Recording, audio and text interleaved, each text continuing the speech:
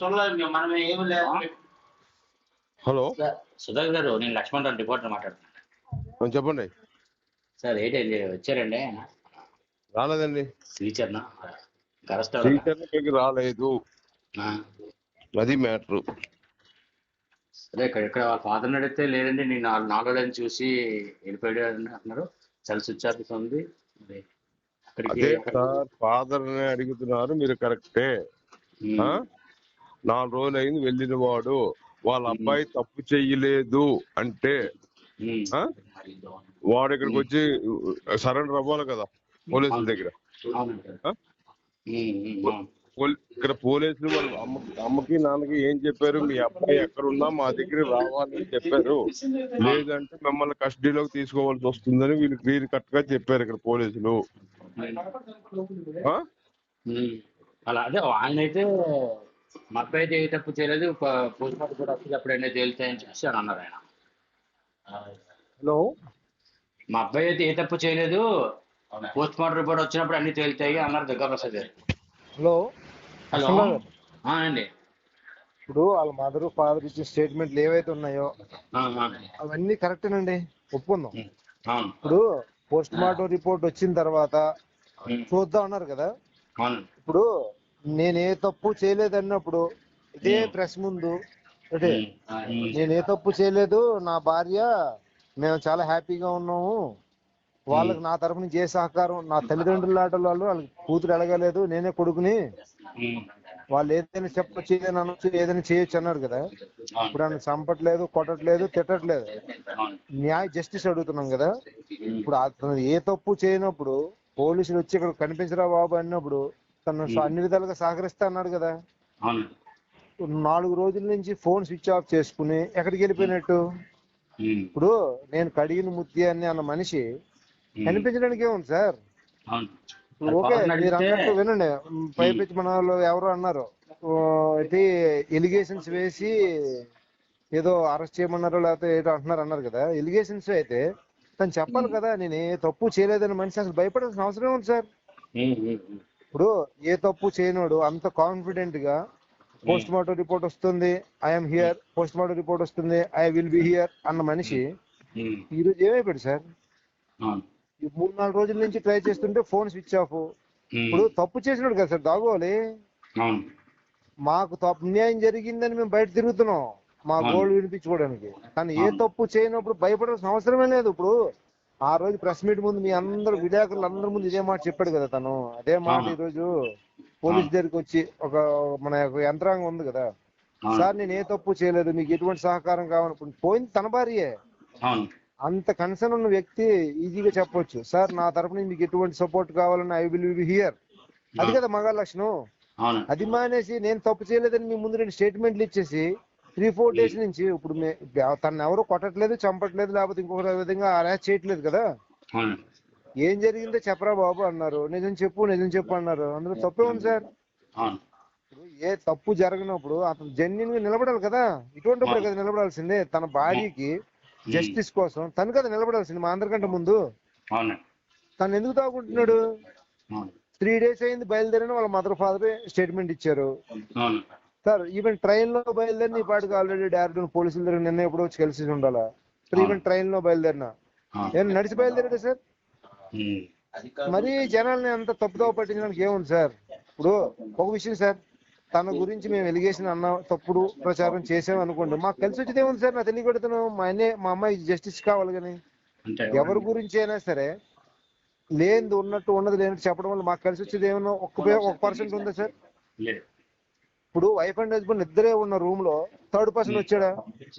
Further గా ఇంకో విషయం, ఇప్పుడు అమ్మాయికి బీపీ ఉంది అన్నాడు, తను మ్యారేజ్ చేసుకుని 7 months 8 months అవుతున్న దాంట్లో తనకు లో బీపీ ఉంది అంటే ఎలా సార్ ఇవన్నీ తిప్పుతాడు అటువంటి పరిస్థితుల్లో? ఒకవేళ ఇన్ కేస్ హెల్త్ బాగోనప్పుడు అమ్మాయికి ఫస్ట్ తన చాయిస్ కి ప్రయారిటీ ఇస్తాడా, తన హెల్త్ కి ప్రయారిటీ ఇస్తాడా? ఒకవేళ ఆ టైంలో అమ్మాయి కాదు అంటే వాళ్ళ మదర్ ఫాదర్ ఫోన్ చేసి చెప్పొచ్చు, చూడండి ఆంటీ, చూడండి మావయ్య గారు, అమ్మాయికి బాగోలేదు, నా మాట వినటం లేదు, ఏమైనా అయితే తర్వాత అందరూ ఇబ్బంది పడాలి కానీ ఒక మెసేజ్ అని చెప్పిండొచ్చు కదా. తను అన్నట్టు తాగింది, బీపీ ఉంది, ఇవన్నీ ఫాల్స్ ఎలిగేషన్సే కదా సార్. తను చెప్పిన అన్ని నిజాలే అయితే తను ఈ రోజు దాక్కోవాల్సిన అవసరం ఏముంది చెప్పండి? ఒక్క మాట అదే మీడియా మీద వచ్చి మాట్లాడచ్చు. సార్ మీడియా మీద వచ్చి మాట్లాడచ్చు. మీడియా ముందు బాస్ ఇగో నేను ఈ రోజు ఇక్కడ ఉన్నాను, ఓకే పోలీసులు ఫోన్ చేశారు స్విచ్ ఆఫ్, వాళ్ళ మదర్ ఫాదర్ ఫోన్ చేస్తే వాళ్ళు చెప్పారు మా ముందే, సార్ మీ అబ్బాయి ఫోన్ స్విచ్ ఆఫ్ వస్తుంది, ఒకళ్ళు మీతో కమ్యూనికేట్ అయిన వెంటనే మాకు కాల్ చేయమని చెప్పండి, రమ్మని చెప్పండి అన్నారు. వాళ్ళు 3 days బ్యాక్ నుంచి మా వాడు ఇక్కడి నుంచి లేడు, డైరెక్ట్ వెళ్ళిపోయి ఢిల్లీ వెళ్ళిపోయాడు, డైరెక్ట్ వెళ్తున్నాడు, పోలీసులు కొలుస్తున్నాడు అన్నారు. ఏది సార్ ఇప్పుడు దాక్కోవాల్సిన అవసరం ఏముంది సార్? ఇప్పుడు నేను జెన్యూన్ అని నేను 100% నమ్మితే నేను మీకు దాక్కుని బయట ఉండాల్సిన అవసరం నాకు ఏముంది సార్? నేను డైరెక్ట్ మీ ముందు మాట్లాడొచ్చు కదా. 4 రోజుల క్రితం ఏ మాటలు మాట్లాడినా అయ్యే మాట ఈ రోజు మాట్లాడొచ్చు కదా సార్. అంటే నా వల్ల ఏ తప్పు లేనప్పుడు అసలు భయపడాల్సిన అవసరం ఏముంది సార్ ఎవరికైనా? ఇప్పుడు తప్పు చేశాను దొరికిపోతానేమని భయం ఉన్నప్పుడే కదా నేను దాక్కోవాలి. వేరే సోర్స్ ఎదుగుతున్నాడు మరి తను మేము ఎలా పట్టుకుంటాం సార్? ఇప్పుడు చూడండి ఉన్నకాడికి ఆయన ఒక్క వినండి నా వెర్షన్ ఒకటి వినండి. ఉన్నది వాళ్ళిద్దరూ అంత ఏమంటారు అంత షార్ప్ అయిన వాళ్ళు ఏం కాదు. వాళ్ళ ఇంట్లో ఈవెన్ వాళ్ళ ఫోన్ రీఛార్జ్లు కూడా వాళ్ళ అమ్మాయి చేసేది, అది వాళ్ళ పరిస్థితి. అటువంటిది ఉన్న ఒక్కగానొక్క కూతురు బలం పోయి తల్లి అక్కడ ఏడుస్తూ తండ్రి ఇక్కడ అందరి చుట్టూ తిరుగుతూ వాళ్ళు అసలే స్ట్రగుల్ అయిపోయి ఉన్నారు. వాళ్ళు ఏం చెప్పగలుగుతారు సార్? ఇప్పుడు మేము బాగానే ఉన్నాం వీఆర్ అది ఇది అని ఏవో చెప్పాడు కదా తను. ఆ చెప్పిన దాంట్లో ఒక్కటైనా మీకు జెన్యూన్ అనిపిస్తుంది సార్? టు బి ఫ్రాంక్ గా ఇప్పుడు తను ఇచ్చిన స్టేట్మెంట్లు ఏ ఒక్కటైనా జెన్యూన్ గా ఉందా? ఇప్పుడు మేము కొన్ని ఎవిడెన్సెస్ ఏవి చూపించాం కదా, అవన్నీ రాంగ్ అని ఒక్క మాట అన్నాడు సార్. ఎప్పుడైనా సరే వాళ్ళు అంటారంటే, ఇప్పుడు సపోజ్ మీరు ఒక ట్రాకర్ గురించి మాట్లాడారు, ఆ ట్రాకర్ నేను పెట్టలేదు, నాకు సంబంధం లేదు, నేను ఎక్కడైనా మాట్లాడతాను ఈ విషయం గురించి అని మీతో అనగలిగాడే సార్?